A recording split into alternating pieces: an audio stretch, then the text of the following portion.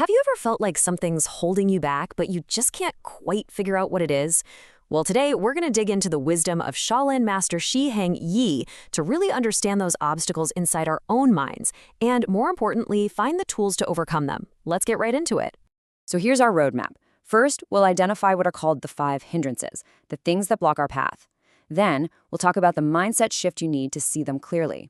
After that, we'll build a practical toolkit for your mind, learn how to bring the future you want into reality, and finally, figure out exactly what it takes to get to your next level.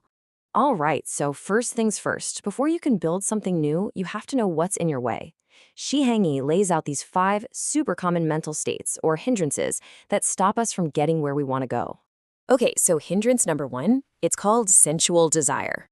And this is basically the trap of positive feelings.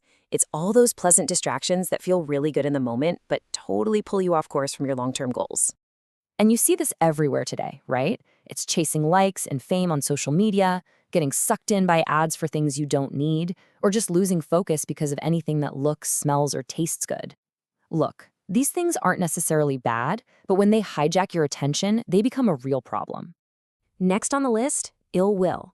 This is that wave of negativity. You know, the frustration, the anger, the stress that crashes over you when things get tough. It's that little voice in your head that's always looking for an excuse, any excuse, to just give up. And hindrance number 3 is laziness and dullness.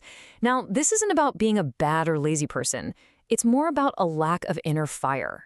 You might have amazing ideas, a great plan, but that internal spark you need to actually get up and do the work, it just isn't there. Oh, and then there's this classic, restlessness. You've probably heard it called the monkey mind. It's that feeling where your thoughts are just jumping from branch to branch to branch, never ever staying in one place. And it makes it impossible to be present or to go deep on anything that really matters. And finally, number 5 is skeptical doubt. Now, this one's a little tricky because it's all about timing. See, doubt is a fantastic tool when you're in the planning stage. But once you've done your homework and committed to a path, that same doubt becomes a poison that can stop you dead in your tracks. Okay, so just recognizing these hindrances is a huge first step. But the next step is about a radical shift in how we relate to our own minds. This, right here, is where the real work of self-mastery begins. The Shaolin perspective on this is actually brilliantly simple. Think of it like this. Your thoughts are the seeds that you plant in your mind, and your feelings, that's the harvest. It means the emotions you're feeling right now are often just a delayed reaction to the thoughts you were planting yesterday or last week. As Master Shi Heng puts it, our feelings aren't random. A lot of the time, we decide how a situation is going to feel long before we even get there. We write the script in our heads, and then our emotions just follow along. So, what's the big takeaway here? It's this. If you want to change your reality, you can't just focus on the outside world. The real path to mastery, to genuine change, means you have to turn your gaze inward and take full responsibility for the seeds you're planting in your own mind. Okay, that's all great in theory, but what do we actually do when these hindrances pop up? This next part is all about the practical, hands-on tools you can start using right away to manage your inner world. So let's ask the big question.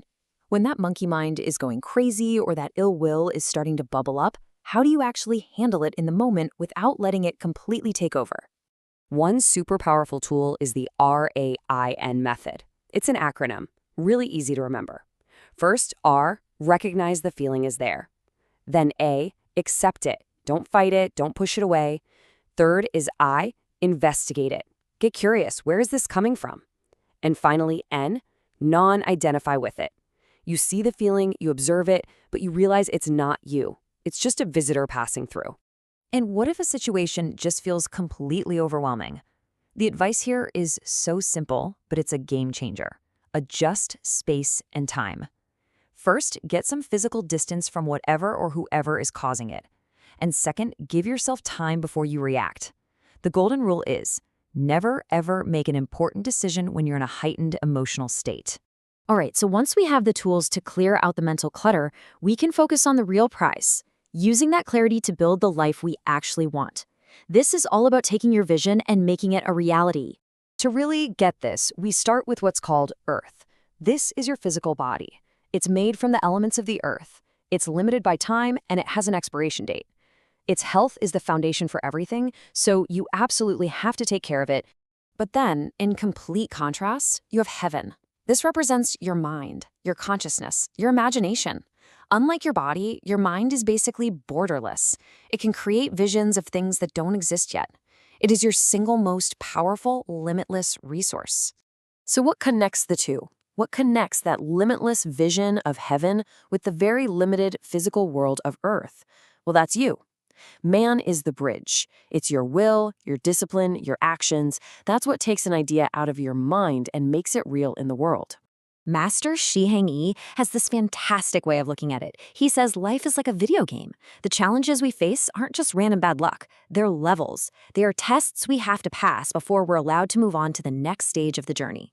And that brings us right to our final and maybe the most important point here. Because understanding all of this is one thing, but actually applying it, that's what really matters. It's time to think about your next level. So I'm going to leave you with this one question. If your life is a game, and those 5 hindrances are the bosses you have to beat, what is the one challenge standing in front of you right now that you know you must master to finally level up?